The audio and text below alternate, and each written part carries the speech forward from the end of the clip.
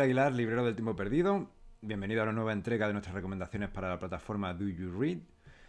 Y el tema que nos han propuesto en esta ocasión es descubrir.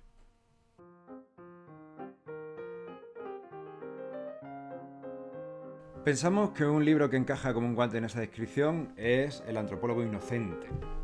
Lo escribió en 1983 Nigel Barley y ha sido reeditado por la editorial Anagrama en su colección 50 aniversario. Y a continuación, y como siempre, os dejamos el título del libro en algunos de los idiomas propios de la Unión Europea para que podáis buscarlo sin preocuparos de cómo lo han traducido en vuestro país. El antropólogo inocente es un clásico de antropología, pero lo que yo no sabía hasta que lo leí hace poco es que es un libro divertidísimo, quizá uno de los 3 o 4 en toda mi vida con los que me he reído a carcajadas mientras lo leía. Yo estudié historia y me especialicé en arqueología, y este era un título que constantemente aparecía en mucha bibliografía. Nunca lo leí mientras estaba en la carrera, a pesar de que muchos profesores me insistían en ello, porque pensaba que sería un libro más de simple divulgación antropológica al estilo de lo de Flora Davis o Marvin Harris, y para mí ya había muchos de ese estilo.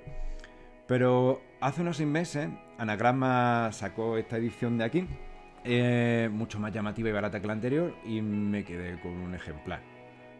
Es un libro de antropología, por supuesto, pero sin embargo puede leerse como una novela de aventuras, como literatura de viaje, crónica de África Occidental, novela humorística.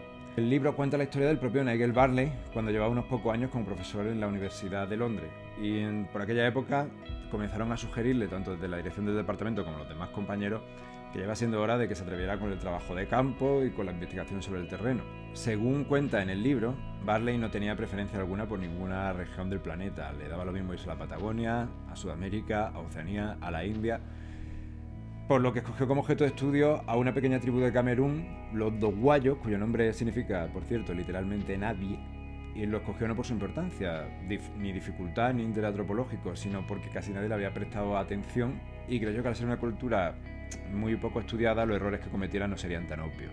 El libro cuenta su vivencia desde el momento en que comienza a plantearse el viaje a África hasta que vuelve a Inglaterra. Lo peculiar del antropólogo inocente es que lo cuenta de una manera descriptiva y no valorativa, mediante el recurso del understatement, que es lo que siempre se ha conocido aquí en España como flema británica, y que es ese tono apático que usan a veces los ingleses para contar las cosas, tanto si se refieren a que ha hecho un buen día como si han sido testigos de que su abuela se ha caído desde la azotea de un rascacielos. Es precisamente ese tono lo que ayuda a resaltar lo que para mí es el trasfondo del libro, el absurdo. Nigel Barley nos cuenta, sin decirlo directamente, cómo va descubriendo que el mundo es absurdo en todas sus formas.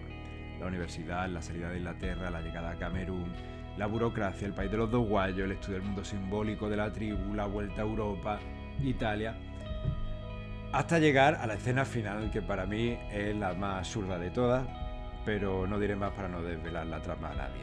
Bueno, como recomendación final y para terminar de convenceros, os diré que si alguna vez os tenéis que leer un libro sobre antropología, este debería ser vuestra primera opción. Y que hago mías las palabras de la escritora Milena Busquet, quien al referirse al antropólogo inocente dijo que era un libro redondo, perfecto y único. El más divertido que había leído nunca y que me lleva un poco a todos los que todavía no lo han leído. ¿Qué hace Guilloza?